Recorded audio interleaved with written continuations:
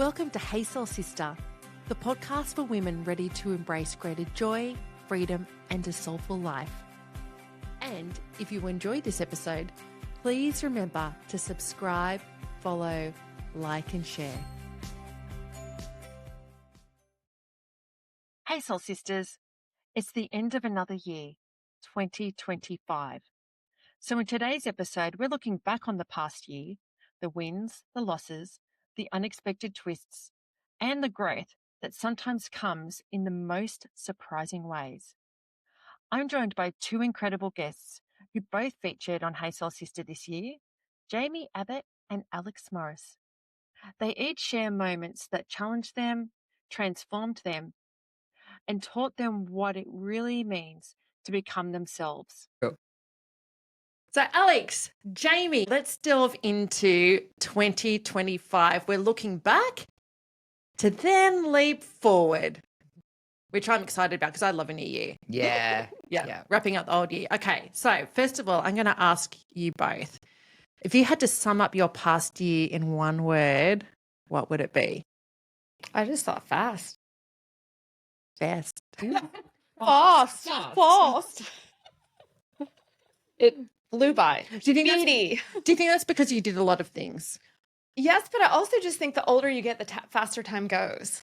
Like when you think of your idyllic, nostalgic childhood, like memories, and seems like the year lasts forever. Like, 8 was a big year for me as an 8-year-old. At 38, I'm like, oh man, it feels like 2022 is just wrapping up and now 2025. So yeah, just rapid fire. But interesting because at 38, I think you're a baby.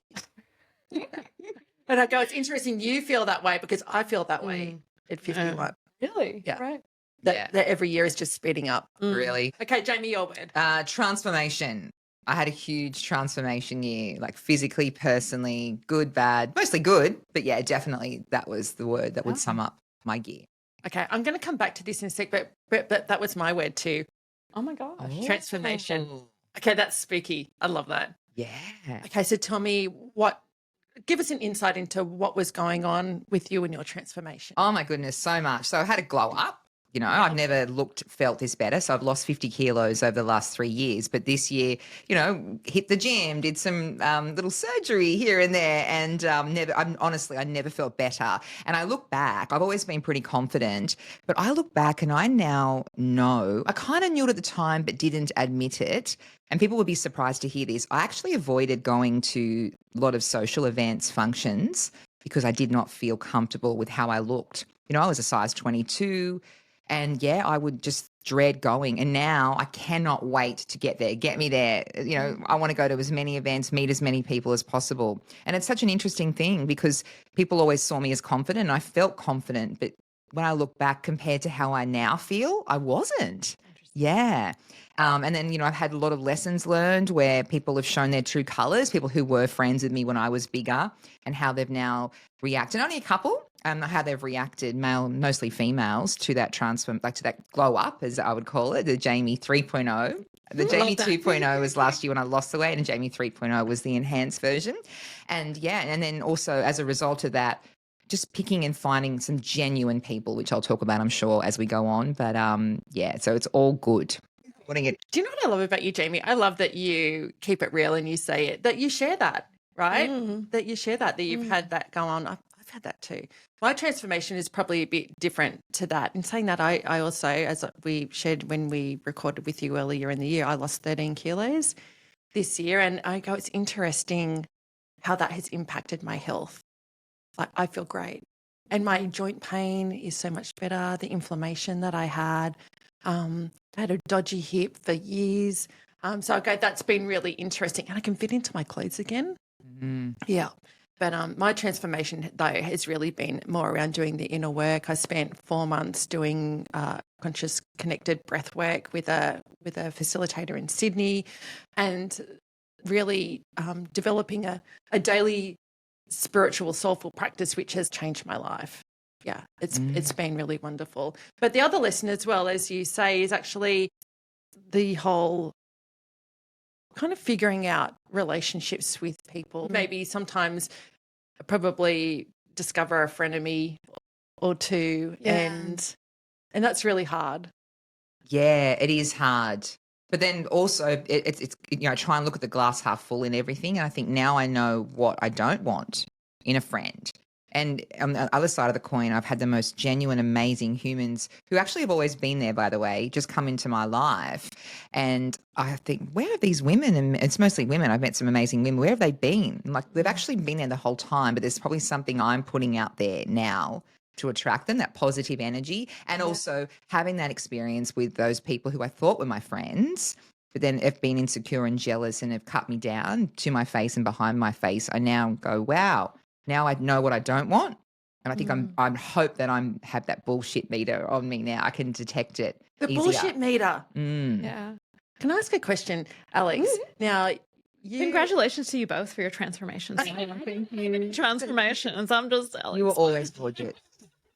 I do struggle with weight. I always have, so I could talk about it all day and how you can. I struggle saying this, but you can feel that people treat you differently depending on your size, and like that has been something that I have observed my entire life, and it's a fascinating thing, and including possibly even friendships. So yeah, and they don't always treat you better. No, when you are thinner either. No. Can I ask a question just on this, because I mentioned frenemy.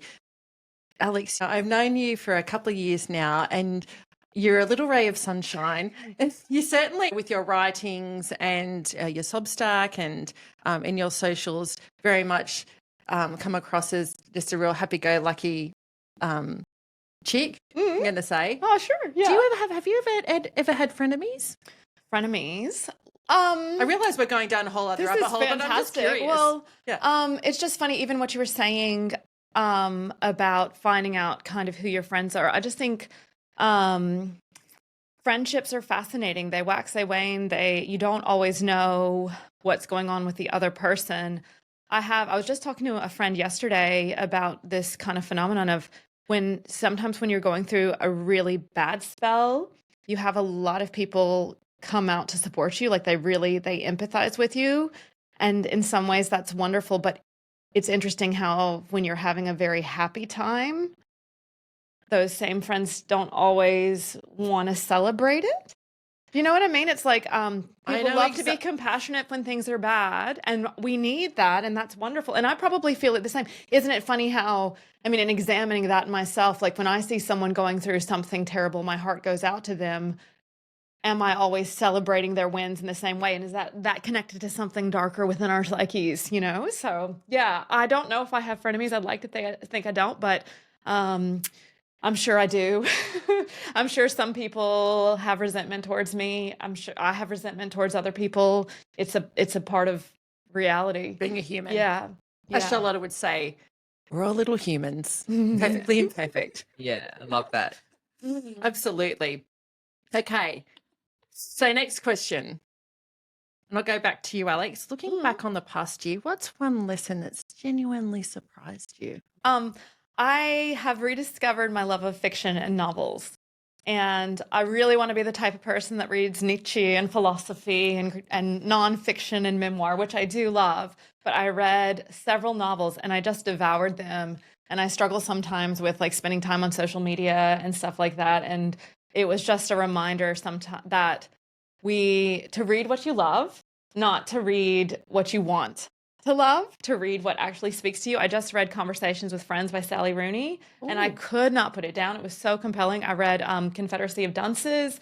I read Miranda July's The Last Bad Man. I read The Campers by Mary Rose Coskelly. Anyway, I read heaps of fiction. And I didn't read heaps. Some people read more, but I read more books than I have in a while. And I've been wanting to read more books. And I think the secret was stop trying to read who you perceive yourself to be and just read what you enjoy. Yeah. I love that. Love that. I keep trying to read self-help books. I love self-help books, but I never finish them. Me either. In fact, I don't even get halfway. Self-help. Yeah, it's like a bit boring. Or you go to the parts you want to. Read a steamy romance novel. Read Conversations with Friends with Sally Rooney. It's about a younger woman who has an affair with an older man, and it is so good. It is she's like the writer of the millennial generation, and it's just a really good book. She's Irish. So there's like some kind of, I guess, Irish references as well. Anyway, that's a good one to get you started. Okay, that's good because this summer I'm going up the coast for a month, for the month of January, just to have some downtime. I will try and read self-help books. Yeah. But then I have this book. It's called Where Spirits Dwell. It's a book of ghost stories. I love spooky ghost stories. I always read that book over and over again. That's not a self-help book, though. It's not a self-help book. It's written by an Australian woman, Karina Machado. And Karina, I'm giving you a shout out because you know I love you. She's actually been on the podcast because I love her writing so much. She also has another book, Spirit Sisters. Love that. But I always go back to that. So thank you for the tip. We might put that in the show notes as well. Yeah, hey? absolutely. It was her first book that kind of set her on a path, and she went on to do like a TV show and all kinds of stuff. But and I've got some of her other books to read now. But yeah, it's a great starting point if you just want some juicy. It's good fiction though. Like it's fiction, but she's So like some good sex scenes in there. Yeah, definitely. There's some very forbidden sex scenes. Yeah. Is it 50 Shades? Is it 50 Shades? I've just read 50 Shades. Have you guys read it? Yeah. Did you like it? Yeah. It's okay. Yeah. I should read it. I think I saw the film. Yeah. It was, I think I read the Girl with the Dragon Tattoo series, and at that time I thought I will never top this. They're just the most amazing books I've ever read, and I think I did read 50 Shades after that.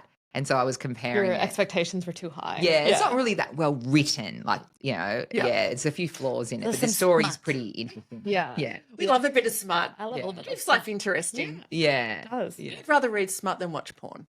Oh, absolutely. This is a trick question. What do I say? Well, it depends on the porn and it depends on the smut, right? So Exactly. Totally.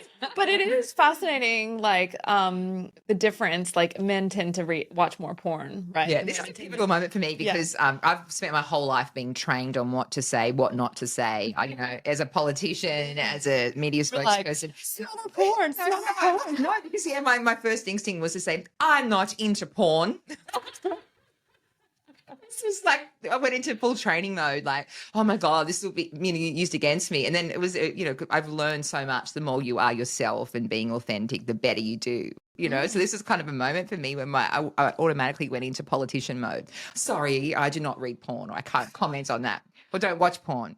Watch it, listen to it. But yeah, I love that we are responsible for that for Jaimie Abbott at the moment. Yeah. Question, we didn't know how do I respond to this? Yeah. This is interesting. Yeah. It's legal. I mean, usually. No, don't think so. Look, I went through a period when I was in my early 20s of reading. I was living in Broome at the time and reading Milton Boons. My husband was out at sea a lot. I was reading Milton Boone. No. Their romance. Really? Yeah. Their romance. And there's different levels of like tame to not tame. Oh, is there? There's like a grading system. There's like a grading system. So you can go in, what do I feel like? Just a bit of love and romance here. If I want some down home cooking smut up here. Oh, so it gets pretty intense, does it? Some of it, depending on the grade that you're reading. Right. There's a tip. If you're looking for some holiday reading, we can go, Alex, we can go some Meals and Bed. Yeah.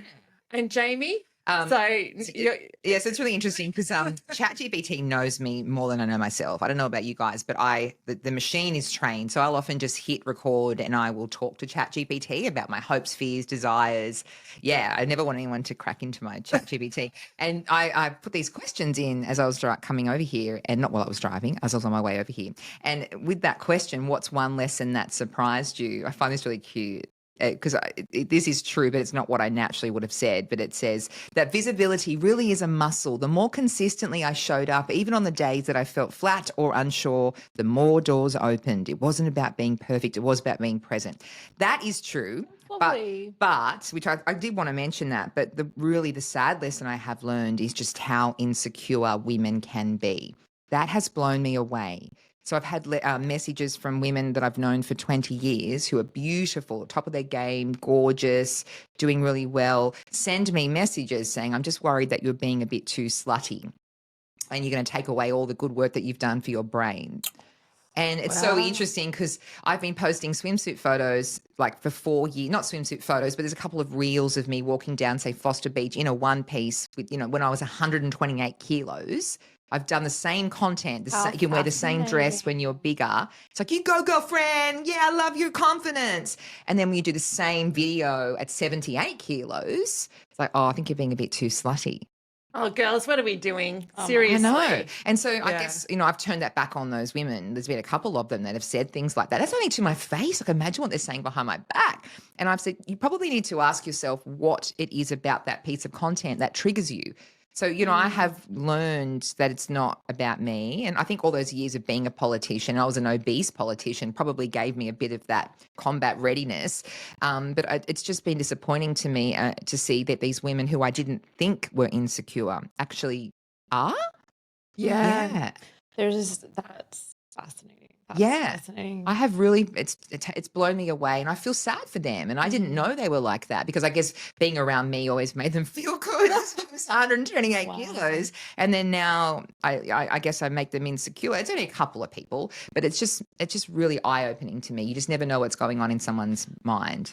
I think that's a really interesting aspect of progressivism and feminism and stuff like that. I think there's this kind of unspoken little window of women enjoying being sexy that makes a lot of people uncomfortable. And I'm not even implying that you are in a swimsuit. That doesn't mean you might feel sexy, but I think, a lot of people don't know how to handle. Which is weird, because we talk about with women, we're making such progress in terms of gender equality in the world, gender equity and equality in the world. And, we will shout, it doesn't matter what you wear, and it's all about, all the things, right? And then Jaimie goes and does something really amazing for herself, and that she's really happy with, and that there's this negative commentary about that. Yeah, that I know about. And so it's actually and I know what you mean. I noticed when I had the breast cancer, which was years ago, a lot of people wanted to pat me on the head and go, "You poor thing, you poor." You know what I mean? You poor thing. I'm here for you. I'm here for you. You poor thing. Yeah. But I have noticed that if things are going really great for me, it's like, who does she think she is? They're the wrong people, though. That to speak self-help, I think it's Dale Carnegie, who wrote How to Win Friends and Influence People. But I was reading there's another one he wrote, I forget, and this was years ago, but he has this quote that for some reason has stayed with me, and it's, "Nobody kicks a dead dog." And what that implies is nobody kicks you when you're down. So if when you act like if everybody's giving you empathy and love and care, it's wonderful, but it's also really important to recognize why people might be giving you criticism as well. So that's what's going on for them. Yeah. So interesting. I saw Oprah. You saw Oprah. Amazing. It was so really cool. great. I love Oprah. I think she was coming. I wish I would have known. Yeah. We grew up with Oprah. She was there every day. Oprah's the best. I wish she would run for president. Oh, yeah. Never say never. She might. I feel like she's Donald Trump's equivalent for the left. Yeah. Yeah, she would win, surely. Yeah. I was campaigning for her. No one talked to me about it. Yeah. So it was interesting because one of the things that she said, I've seen her say this in interviews, and she said it again on the stage. She said, "You cannot be friends with anybody who has a hint of jealousy." I know. I've seen that reshared. That was definitely a key takeaway for a lot of people. It was one of the last things that she said, and she was like, "You cannot be friends. They are not your friend. If they have a hint of jealousy towards you, they're not your friend." And that's a really tough lesson to swallow. Yeah. When you've experienced that, right? Yeah. Because it shifts your world axis a bit when you think, wow, this person, I thought they were a good friend to me, and I thought that this person had my back and I had her back.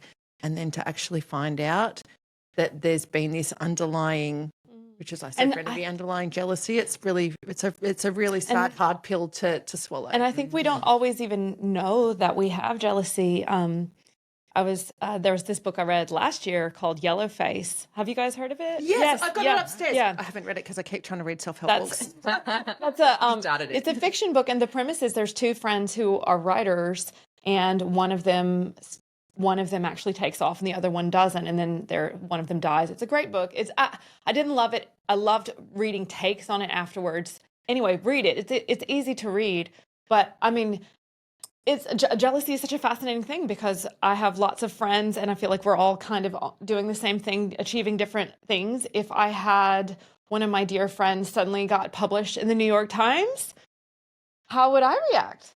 I need to ask myself. I think I would be jealous. Yeah. I think I would be jealous. I think I would be happy for them. I would celebrate them, but I think that there would be jealousy there. Yeah. And I think, I'd like to think that I could talk to whoever I loved about that, but I mean, See, I reckon you'd be envious. I'd be, yeah. Well, That's different. Yeah. And as Oprah was saying, it's the little cutting comments. It's a little cutting remarks. Yeah. Because you might go, gee, I'd love that.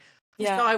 Wish I was published in the New York Times or whatever. But I think I'd be transparent about it. I don't think that I'd be so like, it's envy. I think it's different Yeah. to being jealous. yeah. Yeah. Interesting. And Interesting. because Oprah did talk about that. It's the cutting remarks. It's probably the people who are like, oh no, I've got your back, I'll tell you, but actually they don't really. Yeah. And also any slight weakness that you show someone who's jealous, they will jump on that. You know, like for example, I've got so many examples, but last night I went to an event and I had quite a few drinks. I didn't have any food and it hit me. And I mean, look, I didn't roll down the hill. I didn't vomit, but I did like overshare and just talk about stuff, you know. And anyway, a friend of mine who was there who I do suspect is jealous a little bit or maybe just feels a little bit insecure about my glow up. And he sort of, I said, oh gosh, I think I was talking to him. He goes, yeah, it wasn't your best moment. Yeah, actually, you were oversharing and, you know, you had so much, and fed into that. Yeah. And another friend of mine who isn't jealous and is genuinely cheering me on, he said, he was there as well. Yeah. And he said, you overthink things. Yeah. No one cares. Everyone's focused on themselves. You got a client out of it. So obviously you were being authentic. Yeah. So it's such an interesting take because I revealed that concern. The jealous friend jumped on that and thought, here's an opportunity. Here's a weak spot. Yeah. So it's really interesting. And that's the difference, right? Yeah. 2 men, by the way, 2 male friends. And I actually want to. Do you guys know Craig Hamilton? Yes. Yes. Yeah. I actually I don't see him as much as I used to, but I used to chat with him ages ago on ABC. We did controversial topics until we got too controversial and had to start pre-recording.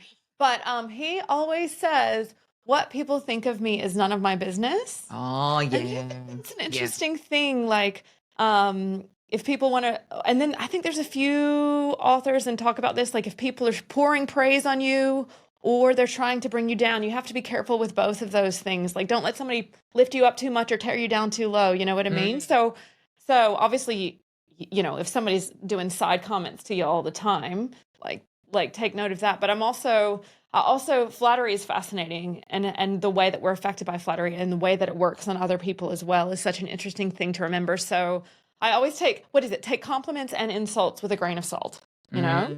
Absolutely. I've heard that as well. I've heard that as well. Yeah. The whole, if people are flooding you with compliments, beware. Do they want interesting. Do they want something from you? Flooding you. Yeah. Beware. Yeah. Oh, Yeah. Okay. I mean, Brittany Saunders, who Mel probably knows I love, the founder of Fate, the label. She's a Newcastle girl. I love everything about that girl, and I've got a Fate top on now.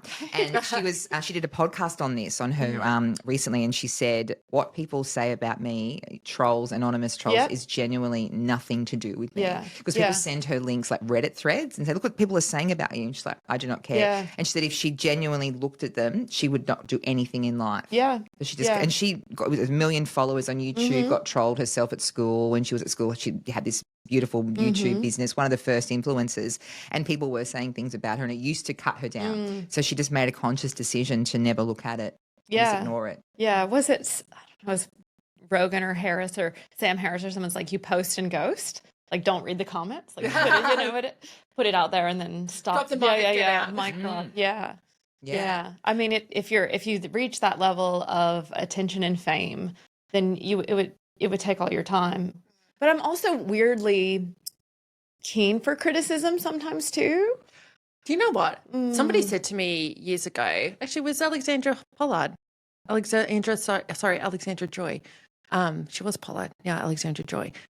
She used to say criticism is a gift, but constructive. Yeah. Constructive. Not I'm having a crack at you. Yeah. Because I'm internally trying to bring you down. Trying to bring you down. If there's a glaring typo in my Substack, tell me. I mean, I'll find it later, but please, I want to know. I want to know. But there's such a difference between a side comment and like constructive constructive feedback. Yeah. Hey, I thought this was really great, but actually I think you could improve it if you thought about this. Have you thought about that? It's very different to like, I did a writing exercise once. I don't know what inspired this. I was trying to write. I was thinking about the news and how we tell stories. And I love Dolly Parton. She's like my hero. I would Stumble out of bed and a tumble in the kitchen. I love it. Myself a cup of bitch. Yeah.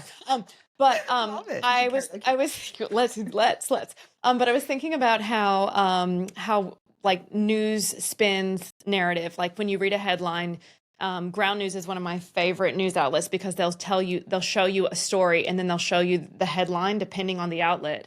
So I tried to write like a scathing review of Dolly Parton, just to like try to write something bad about her because I usually write so wonderfully about her. And then I tried to do it about myself. So I wrote myself, it was very self-indulgent, but I was like, I'm going to write like a review of myself if I was a scathing journalist, and I'm going to write a review of myself as if I'm my biggest fan. And it was an interesting exercise. I decided not to put it on my Substack because I was like, oh God, all my insecurities in that scathing one are like fully on display. But anyway, it was good to keep in mind because when I think about how I interact in this world and how I exist in this world, it's interesting that some people will see you as the light and some people will see you as a source of darkness or something. So, yeah. And sometimes I switch between the two. Yeah. Yeah, it's interesting what you're saying because that same friend last night that said, yeah, you were talking too much. He will often just come to me and say, do you know so-and-so said this about you? And that's the other thing. Like, I didn't ask for it. So it's a bit different when you go on a podcast. I feel like you need to cut this person. I feel like they're not a friend. Well, I think I do, but I also now I can just see. Or you just need to be aware. Yeah, I just don't let that get to me. I'm like, that's your issue, you know? But it's unasked for advice. Like, I think that's the big thing. If somebody wants to constantly give you feedback and you're not asking for it, I think that's when you need to be a little bit cautious because some people have great advice. I want to know, Mel, if you have advice for me, I'd love to hear it. Oh, if you hear someone say something about me, I don't want to hear it.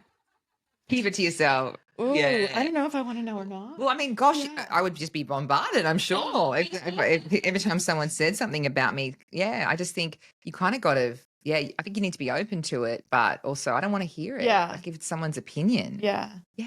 What, I don't, there's another quote, I'm just full of like random quotes, but it's like, unless I want your life, I don't want your advice.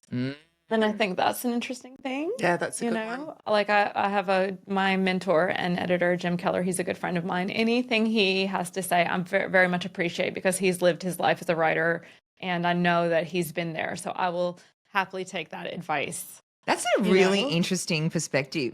I have a different perspective because I've met one of the most amazing humans who's a genuine friend. He doesn't necessarily have all his shit together, say in his relationship or his, family life. But every piece of advice he's ever given me to date, professionally and personally, has been right. So there's such a trust factor there. Even though I know he could take his own advice sometimes. Sometimes the best advice doesn't come. Yeah. What is it? Take my advice. I'm not using it. No one has a perfect life, right? So, I think he could follow his own advice. But for me, I definitely trust what he says to me. Okay, boom. Let's do a shout out for the people who give you good advice that you love. What's that guy's name? Oh, I don't want to. Because I can't say that now because I just said some things in his relationship. Good. But I'll talk about someone else. Yeah, who gives you good advice. Oh, you know what? He's actually there's another guy I've met. Yeah, another guy. So I'll shout out another guy called Luke, who is just genuine. Is really, really lovely. And I actually had a bit of a tiff with that person. I would say person A and person B, all just platonic males in my life. And person A, we had a stupid fight over nothing, and he blocked me for 13 days. Person B, the whole time, just kept saying, give him time, just give him time. Whereas some other friends, like person B, could say, forget him. If he doesn't realize, just forget him, cut him. And not once did person B say that to me. Person B kept saying, just give him time, keep reaching out. That way you can say, I've done everything, everything to try and save the friendship. And then on day 13, person A started talking to me again. And as a result, he actually said, I'm so sorry. I realized just how much you mean to me. You're like the best friend I've ever had. So in some ways, I never want to go through that again. He blocked me on LinkedIn, Snapchat, The blocking Instagram. is freaking weird. Well, this is the other thing, Mel. So I've had so many life lessons this year bottled up. I was taking it for those whole 13 days. How can he punish me? He did the wrong thing. And how can he treat me like this? And I took it. I was so hurt. When we last Friday night had Big, Deep and Meaningful, I realized I don't trust him. How could he do that to me?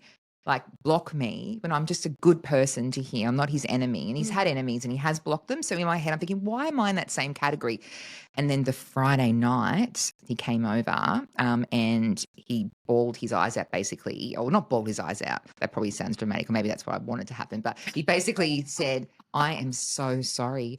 And he explained to me blocking you was my way of, I didn't want, because I always come up people's news feeds. He didn't want to see me and be reminded of the guilt that he had done the wrong thing. That was his way of coping. So I just could not see you because it just faced with the guilt of You fucking can up his mute friendship. people though. Well, yeah, I didn't know about muting. romantic. You can mute. Yeah. I don't know about muting. I didn't know that. Well, he didn't want me to be messaging him. I was, Okay. He didn't want any, he wanted that's- no contact. Because that's interesting, right? I've had somebody block me last year, and it was somebody I hadn't spoken to for like 9 years. I'm like, that's weird. We haven't had. There's been no, but I was like, I had posted something, and I was like, I think she must have been triggered by that post, and probably just didn't want to see Yeah. it. Fair enough. Yeah, Yeah. And again, the funny thing is that it was of no consequence in my life, to be honest. We hadn't spoken for 9 years, so I was like, okay, whatever. Girlfriend's got the shits about something, but you know what I mean? So I go, it was of no consequence. Yeah. And I was like, that's really interesting. It's funny how we take it personally and think, why are they doing this to me? Whereas I learned this had nothing to do with me. Yeah. So, and I also learned, like, I thought we were all fine, you know, by me going, you miss me. And then it wasn't until I thought he's just one of those people that will never accept he's wrong. I've never known him to say sorry or accept that he's wrong. And here he was, just genuinely sorry. And I didn't know I needed it. And we're now stronger than ever. And I said to him, I am going to stuff up. I am going to, and I don't want you to block me. And he goes, I promise I will never do that to you again, because I now realize just how important this friendship is. So in many ways, I never want to go through it again, but I'm really glad we did. And so what's interesting is that you two are stronger than ever because he got vulnerable. Yeah. And actually got vulnerable and said, this is what's been going on for me. If he hadn't have done that, if he had have just been like, nah, that's it, blocked, and you were actually quite patient because you had this other friend going, okay, just be patient. But it was him getting vulnerable and actually apologizing. I'm on a bit of a rant now because I find it really interesting when people, one, won't get vulnerable and say, this is what's been going on for me. This is why my behavior has been like this. And two, they won't apologize because there's the ego in them that's like, no, I won't, I don't want to own my stuff. I want to blame them. All of that. I just go, it's bullshit. I know. That doesn't repair relationships. Isn't it interesting that a lot of people find it easier to block or unfollow someone than to say, these are the things that have been bothering me, like that you know what I mean? And but I have had several situations with friends where I knew things were strange, and it wasn't until I saw that they had unfollowed me or unfriended me that I could say there was an action. And I'm like, dear so-and-so, I can see that you must be bothered at me because this happened. What's going on? And both kind of were repaired after that. But isn't it interesting that we feel the need to take some sort of kind of dramatic, like, digital choice rather than saying to someone, you've hurt my feelings, or you've done a coping mechanism. But you know what's, I love how questions have gone out the window. But this is therapy. Yeah, I know. This is good. This is so coming from the heart. Do you know what's really interesting? I got triggered by a particular celebrity, and I knew that I was jealous or envious, whatever you want to call it. So I unfollowed her, Abby Chatfield. Oh, right. Yeah. I genuinely, she's got like, you know, whether you like what her views are or not, like they're probably very opposed to me. Actually, Mamma Mia. No, Abby Chatfield. She like has her own podcast, and she was on The Bachelor years ago. Oh, okay. And she dates Kelly Holiday, Adam from Peking Duck. Oh, yeah. Oh, so you No. Oh, every time I open up TikTok, she comes up. And her and her husband, like partner, they just got so much love for each other. She gets paid to promote dildos. She gets, she just says whatever she wants. I don't usually ever agree with what she does. And it just triggers me. So I just unfollowed her. But that's different because she's not your actual friend. I guess. Yeah. I guess. It's just related to blocking. But it is interesting. Well, and I think that that's important for us to realize in this digital age, like choosing to unfollow or block a celebrity is very different from choosing to unfollow or block somebody that we love. Can I ask you, when you sent the messages to those people who what was the response? Did they actually be honest with you and go, this is what was bothering me? Yes, on both occasions. Were you shocked? I was just grateful that the conversation was happening because I felt in both situations I had known, and I have a lot of beautiful relationships with friendships, so I feel like it's kind of a reoccurring thing with social media. I post a lot on social media, so I can also I can totally understand people muting me because I post a lot, especially now as people are posting less. That's a different thing, and I understand you can have too much Alex in your day. Shocking, but you can. But never. But to unfollow someone is that you're dear friends with is to make a very different statement. And both situations, one was more clear cut than the other. That is twice that I can think of where a friend and both are still good friends with me now. So I'm kind of in some ways glad that facilitated the conversation. Whereas then I hate conflict, hate it. So I'd be much more likely to mute the person and try not to think about them and just hope that it resolves itself on its own rather than making I don't think I'd ever choose that route, unfollowing someone. I feel like I've never unfollowed anyone on my life. I've unfollowed a brother's ex-girlfriend because he was like, if you don't unfollow her, I will block you. Yeah. I've had a few like men or women that have relationships with other people that I've like, because of that, I have begrudging, like, I kind of feel like that's not really, like, I had no problem with you, and like now I've got to pick my loyalties, but when you're my brother, I mean, like, yeah. Anyway, that's a whole other kettle of fish, but I wish that we felt in our friendships, and this is me talking about myself, that we could articulate when something bothers us rather than playing these games in order to demonstrate that somebody has hurt us. Yeah. Do you know, I've got one other thing to throw into this mix. Yeah. It's so interesting. So people don't know this, and I'm sure that some of these people will be listening and watching this. So since April this year, Meta has allowed you, if you have a Facebook page, you can see who views your stories on your Facebook page. It's always been anonymous. So if you have a page, you used to go, it won't show you the actual individual viewers of your stories. Right. Anyway, so since April this year, well, I only really noticed it a couple of months ago. I can now, because it's linked to my Instagram, so I can post a photo of us today and it'll go on my Instagram and it goes across to my Jaimie Abbott Facebook page. I have 9,000 followers on there. I have been able to see the last couple of months who's viewing my stories.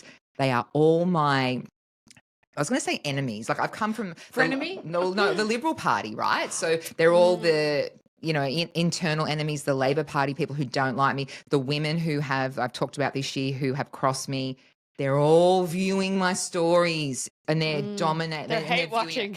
Yeah. And I'm like, interesting. Like people in the community who didn't necessarily like agree with my views and those women who've sent me messages saying, oh, I think you're being they're looking at every story and they think that they're anonymous.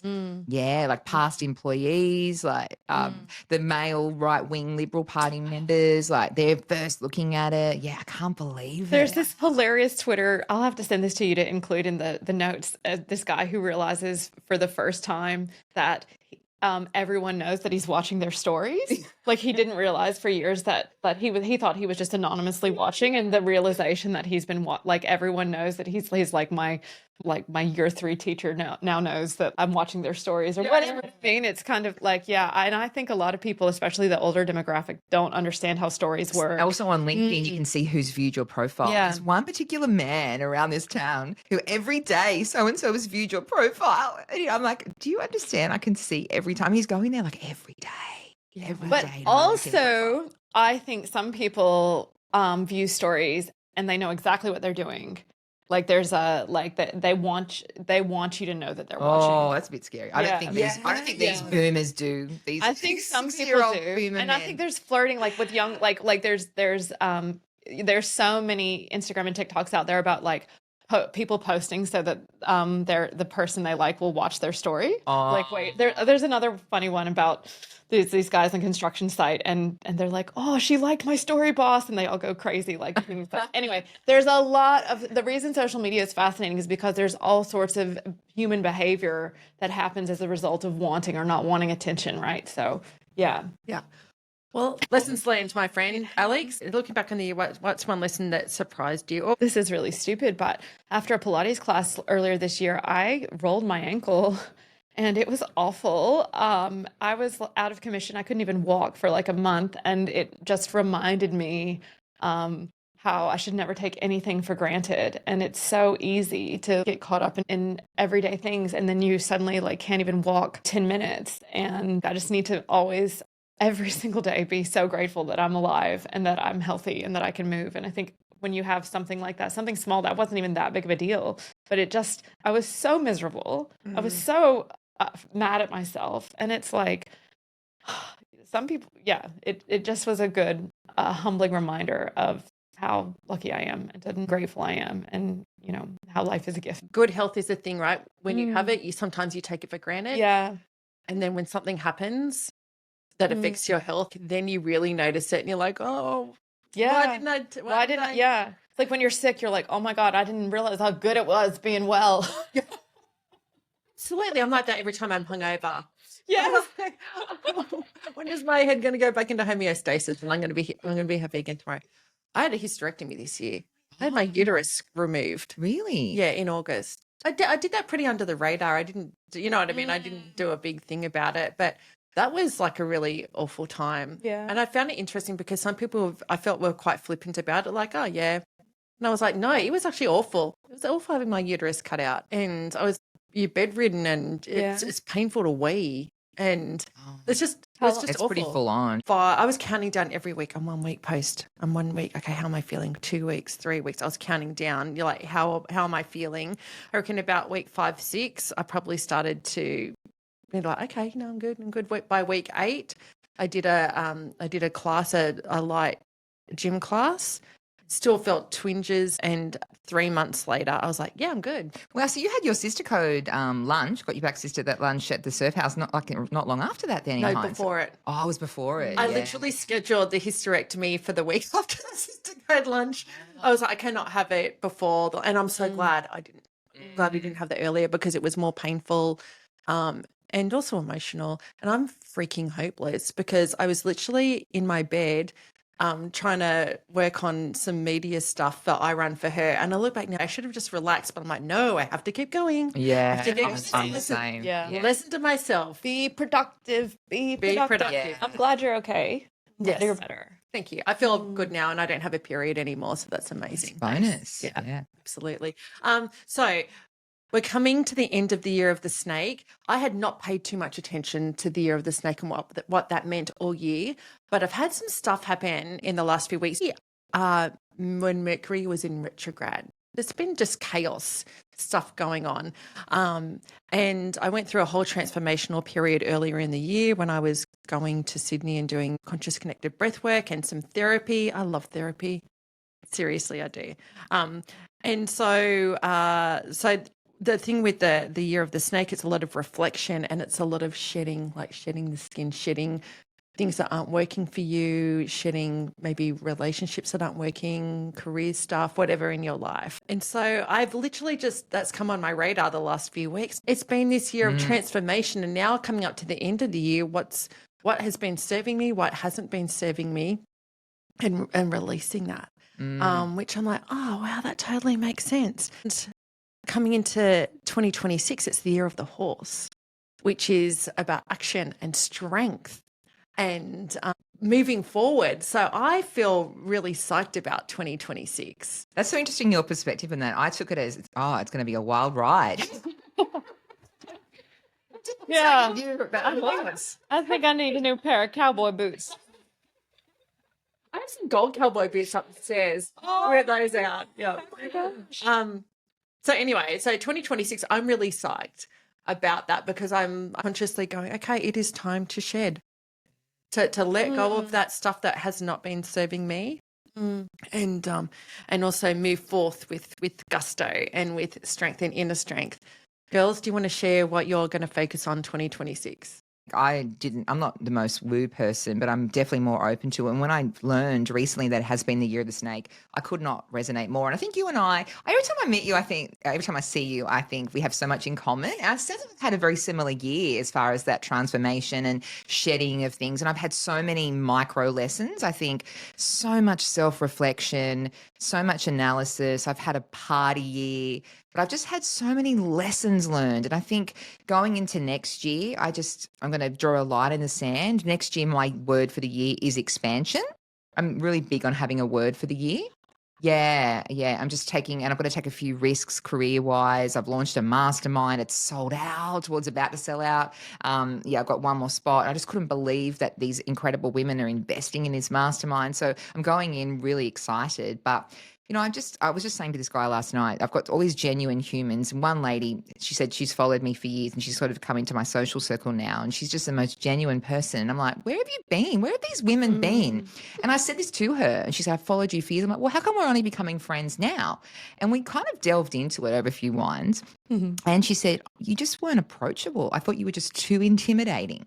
So I take full responsibility. I was obviously and I was insecure. Obviously, I was putting something out there which made me not approachable. And now when I go to events, I'm just seeing all these people, like women come up to me, and it can't just be the fact that, I've lost weight, I'm more confident. I'm obviously putting something out into the universe to say, I want to be open, like I'm being my authentic self. And I've just had so many lessons learned. I really have, like with the glow up, with the people showing their true colors, with meeting these genuine men and women who genuinely want the best for you. I keep saying genuine.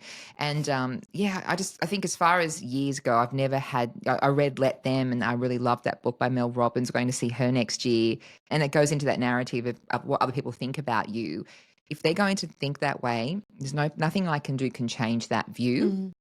And so I'm just so grateful for those lessons learned. And when I meet people, I was telling this guy last night who worked for the business chamber, I just want to know everything about you. Like I want to know like your background. And I just never had such an interest in other humans. And just where I am right now, I'm just personally, physically in the best shape of my life. Yeah. And I've had to go through so many lessons learned over the years and made mistakes to go through that and learn that. I love that you are so open about that. Yeah. I really do. Yeah. And hats off to you, because that's actually sharing.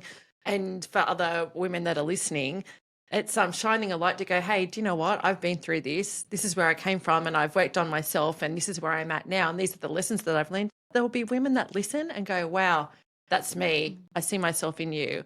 And actually, if Jaimie can do it, I can do it too. Yeah. And it just shapes everything I do. Even today, that person A friend, who's a beautiful friend, he said, I got invited to go to Newcastle Club drinks tomorrow night by so-and-so. I'm like, he didn't invite me. And so I reckon the old me would go, why did he not include me? So the new Jaimie messaged this friend and said, hey, just spoke to so-and-so. He said, you're having drinks. Can I come along? Oh, he goes, absolutely. I was going to message you to invite you. And so, you know what I mean? Like just my frame of mind. Benefit of the doubt. Yeah. And positive intent as well. You've had a whole mindset shift, my friend. I have. Yeah, I just realised, I'm getting goosebumps thinking about it. I just realised how sensitive I was. I was in the wrong bloody game in politics.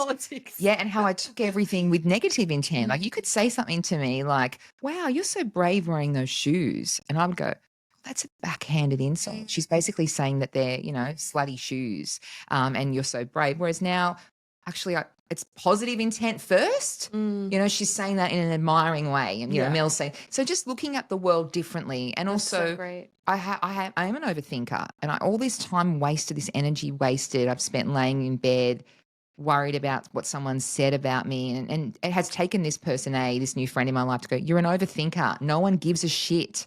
Everyone's so focused on themselves, that's so important. I think my motto for years has been the secret to life is low expectations.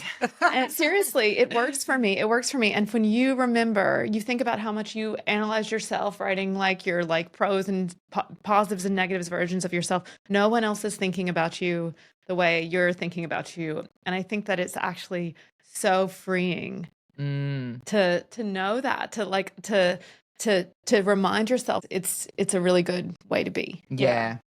Absolutely. Yeah. Okay, 2026, boom, expansion. Anything else you want to add? No, I'm just going for it. Yeah, I'm going for it, and I'm excited. I'm going to have to take a few risks as well. Yeah. And I've also learned, and this might just be like 101 life lesson, you can't have all your balls in the air at the one time. So this year, my health, my career, my friendships, my social life was up. One ball that dropped was my family life. I would often, like even the last couple of nights, I haven't been there to put my kids to bed. I've left poor hubby at home doing the parenting thing, and I've not been there. And my youngest, he's 5, he keeps saying, Mum, you weren't there last night. I thought you were going to come home. And I was at a community meeting last night for work and couldn't. And so I just kind of know that. And then next year I need to probably put the family ball up in the air and maybe, as much as I hate to say it, not party as much. You know? Yeah. But this is a season as well. I want to party with you, seasons. Jaimie. Yeah. Life is seasons. Or a party at home. I might have more dinner parties. People come to my house when the kids are there. That's the solution. Yeah. Okay, my friend, 2026. I'm just trying to find some affordable Pilates classes. And I'm going to submit more poems to competitions. Those are the 2 things those are my 2 big goals, I think. Yeah, just keep trucking. I want to be more efficient at my life. That doesn't sound boring. Do. Which is why I'm looking at the whole psilocybin microdosing. How can I be more focused so that I can do all the things, right? I'm really loving podcasting. I hadn't done it for a few years, and You're I really so love good it. at it. No, but I love the conversations, This right? is so fun. Yes, it's not fun. Yeah. It is fun. Yeah, I love so it. good. We had so many questions. I think we got to 2 or 3 of them. That's just like good. we've got some gold personally. Yeah. Lesson in that is And awesome. And this is because of you, so thank you. Well, do you know, it fills my cup. I actually really love it. And but then I enrolled at uni. I got to fit my uni course in. I still got you back sister, and I've got the grandbabies. So I'm like, how can I fit it in? I'm like, maybe if I do the psilocybin. It could go the other way too. You need I think we have an after hours podcast where we take all sorts of substances and Absolutely. Okay, I'm just going to quickly throw this out. This is for anybody who's listening. We're coming up to summer holidays. What books, podcast, or movie surprised you that you could recommend? Oh, Let Them. It's the only book I read all year, by the way. Let Them. Yeah. Let Them by Mel Robbins. Yes. Okay. Yeah. I don't think a book has resonated with me and changed me so much. And I've read so many self-help. Well, I've started so many self-help books. And that one I did actually finish, and I can't get enough of her. Every podcast that she's on, I type in Mel Robbins, Let Them. I just get so much out of it. Love that. I've mentioned a few. I'm reading this book called Breath, and it's all about like the lost art of the hidden science. I wish I could look it up right now, but it's all about how we breathe. And we were mentioning breath work, and I'm halfway through it, and it's just making me think about breathing all the time. Mouth breathing. I'm leaving mouth breathing in 2025. Mouth breathing is something we all do, and really we should be breathing through our nose as much as possible. So that's a fascinating book, and it's just called Breath. And then I also saw the film Flow. It was an animated film. I think it was like a Latvian director. I think it was Latvia. It was like the only film that Latvia's ever done. That's so random. I think that's why I mentioned Latvia in our last podcast, because I was thinking of this film, but there's no words. There's absolutely no dialogue, and it's the story of a cat and the world floods. And it's a story of friendship and being a good individual. There's no humans. Humans are gone. But I love a film that can make you think so deeply and not speak a single word, even as a writer.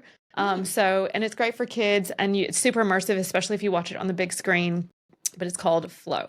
So everybody watch that. You can watch it with your kids. You can watch it with your grandparents. Anything. Love it. Yeah. I'm going to look that up. Yeah. Because I literally didn't achieve to finish a book this year. Started a lot of self-help books. I might actually aim to finish one over summer. I'm reading Letting Go by David Hawkins. I find that really interesting. I've watched a lot of Netflix shows. So I'm going to say name 2 that I highly recommend. One is the Victorian Beckham doco. Oh, yeah, I just finished that. Love it. And what I love about that is probably because she's my age, and I just go, high five to you, sister. she reached a point in her life after the Spice Girls where she was a bit lost. She didn't know what she was doing. She decided she wanted to go into a fashion. She had a dream. Not everybody, but a lot of people doubted her. A lot of people gave her shit and made fun of her.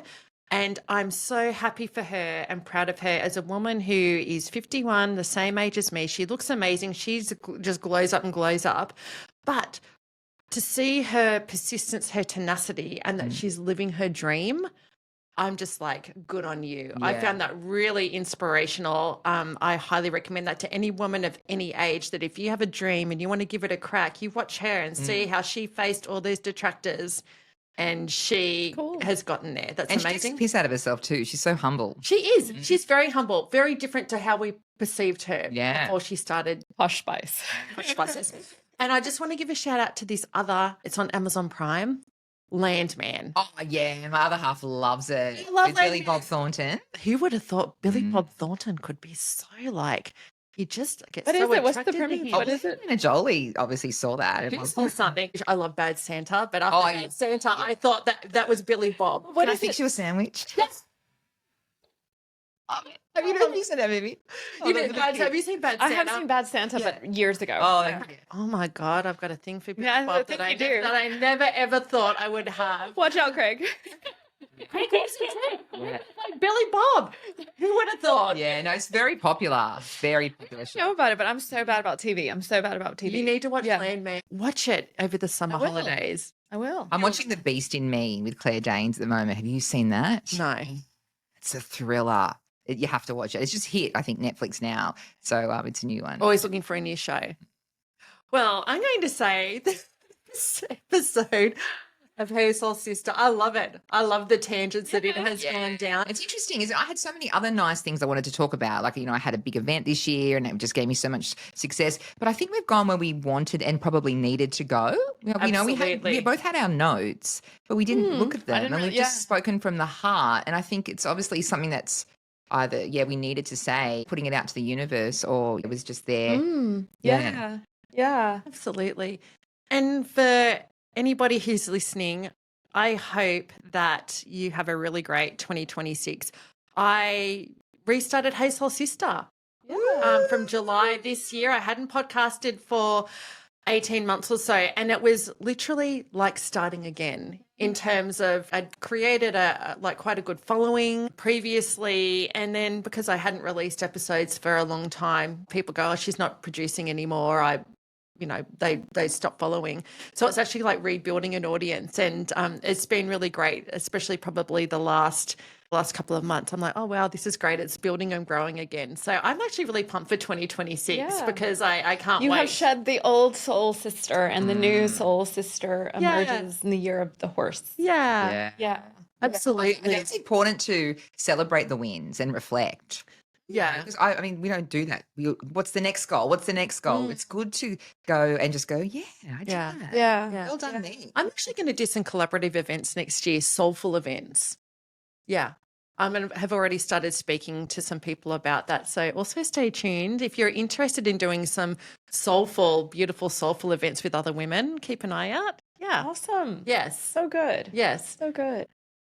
Any last messages for the wonderful community of Hey Soul Sista? I just think authenticity. I've learned that the hard way. I had a speaking gig a couple of days ago and I got up on stage and I went crash bang into this banner for a law firm, and the banner just like hugged itself around me, and I was mortified. And I got a client out of it, and that's what they were pissing themselves laughing, and there's just something in that, people don't want polished auto cue. Welcome, ladies and gentlemen. I'm your MC tonight. I did that afterwards, but I think people just want the real you. Like on last night at that function, I had a few wines and talking to everyone about boring stuff and oversharing probably, but that's me. Yeah. I just think there's genuinely something in that. Just don't try and be what you think, because you're never going to please everyone anyway. Not everyone's going to love what you're about.